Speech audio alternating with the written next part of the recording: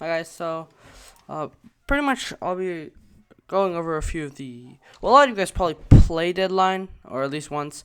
It doesn't exactly have a very good concurrent player base, as there's a lot of other better games. I personally kind of like this. Very nice game, quite well rounded. It does have a lot of connection issues, which are very annoying, because I can pull out my Glock, fire 6 rounds into a target, not get the kill, or get multiple headshots and just have bad ping, which is, trust me, extremely annoying. But aside from that, this game is pretty well made. There's definitely some issues with it. I figured out the Glock's actually pretty good.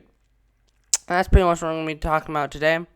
First of all, I just wanted to outline that the Glock is not really meant to be a primary. I mean, you can run secondaries as primaries if you really want to. I mean, currently my primary is a M4 with a 16-inch, which is a pretty good primary, honestly. It could definitely be better, though.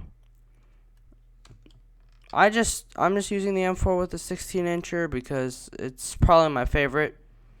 Not really. I mean, it looks really cool. It's an M4, so it's good old classic. So you can't really go wrong with an M4. Plus, you start with it. I mean, I do have like stuff like the Scar H, but I tend to use that as not as much as a mobile build, but more of a more of a sniper build. Scar is more better for sniping. See there. A M4 is probably best for about sort of like more mobile build. So pretty much I'll outline all the guns which I do have and what they're useful for, and a few others I've seen which are also quite useful. First one, M4A1, probably the best one overall in game. Is the best customization, move around with it the most, looks the coolest in my opinion. Then you have the HK416A5. This one's, it's fun to use, yes, but it's sort of just a more expensive M4 because it's not free. The Scar Mark 17 is more of a sort of campy, more like a semi-auto sniper rifle, can one-shot torso pretty easily. CMMG Mark 9T is pretty much an AR with 9mm, so it's not very controllable, but it's more of a close-range blaster, similar to a shotgun, sort of. The HK UMP is sort of a close, short range, maybe medium range, sort of like a medium range. It chugs along. It doesn't have the best DPS, but it's very fun to use, and it's pretty effective at range, actually, for full auto. It's probably the most controllable, in my opinion, in terms of Western firearms. All these firearms here are Western. I like Western firearms. Now, we'll go over the pistols. First one, Glock 17. A lot like the M4. Probably the best overall, because you don't have to pay for it. Then, we have the Glock 20. This is sort of the high damage spectrum. This is the high damage. You do a lot of damage. It is a lot more snappy, harder to control, but you do a lot of damage. You can get a 2-shot torso with this. And you got the Wilson Combat EDC X9.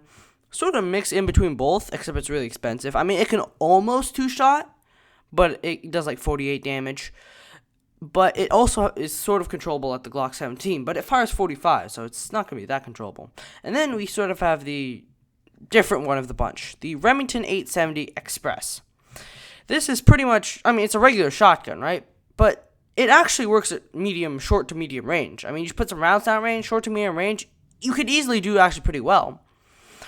But the thing is, it doesn't have the best handling. I'm not talking about reload speed or whatever. I mean, it feels chunky, and also every single time you fire, you have to click again just to like reload the next round. So sometimes you don't know if you have a round in the chamber or not. So that's pretty much just a quick overview. So each of these will work for, your own play style. So give or take. These are my favorite. I mean, this is what I usually use. So yeah.